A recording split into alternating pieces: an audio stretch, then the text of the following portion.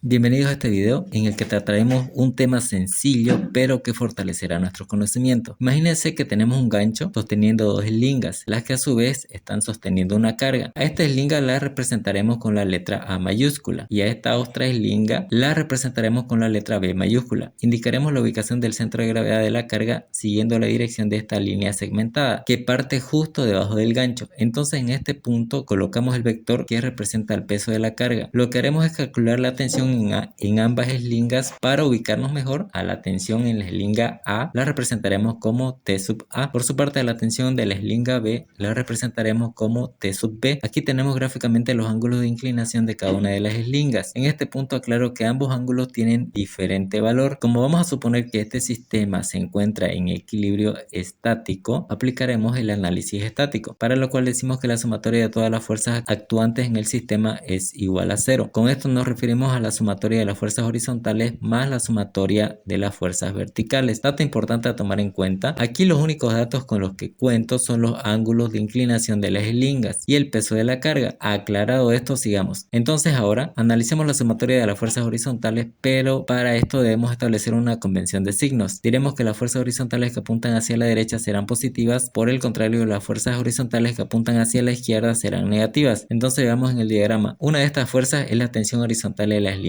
A que apunta hacia la derecha, por lo que la anotamos la variable como positiva. La otra fuerza es la tensión horizontal de la eslinga B que, como apunta hacia la izquierda, la anotamos como negativa. Como ya no hay más fuerzas horizontales, igualamos la ecuación a 0. Tengamos en cuenta que lo que queremos calcular son las tensiones en las eslingas y el componente horizontal de la tensión en la eslinga A es igual a la tensión A multiplicada por el coseno del ángulo alfa. Lo propio para la tensión en la eslinga B, que deberá multiplicarse por el coseno del ángulo beta. Ahora despejemos la variable que representa la tensión en la eslinga A. A esta ecuación la llamaremos ecuación 1. Acomodamos más arriba la ecuación 1 para tener más espacio. Ahora analicemos la sumatoria de las fuerzas verticales. Igualmente debemos hacer una convención de signos. Diremos que las fuerzas verticales que apuntan hacia arriba serán positivas. Por lo contrario, diremos que las fuerzas verticales que apunten hacia abajo serán negativas. El componente vertical de la tensión A apunta hacia arriba, por lo que es positivo, y como tal lo anotamos acá. De igual forma, el componente vertical de la tensión en la eslinga B apunta hacia arriba, por lo que es positivo, y como tal lo anotamos aquí. La última fuerza vertical que tenemos es el peso de la carga, la cual es negativa ya que apunta hacia abajo, y de esa forma lo anotamos aquí. Como ya no hay más fuerzas verticales que analizar, la sumatoria la igualamos a 0. Anotamos los componentes en función de las tensiones que necesitamos calcular. Ahora vamos a despejar el factor que representa la tensión en la eslinga A, y esta ecuación la llamaremos ecuación 2. Ahora vamos a trabajar solo sobre las dos ecuaciones formadas. El siguiente paso es igualar las ecuaciones 1 y 2. Para esto decimos que la tensión en la eslinga A es igual a la tensión en la eslinga A. Aquí reemplazamos por su equivalente de la ecuación 1 y aquí reemplazamos por su equivalente de la ecuación 2.